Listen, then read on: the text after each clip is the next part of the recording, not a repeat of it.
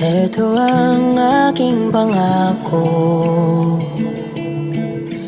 pag-ibig na di maglalaho.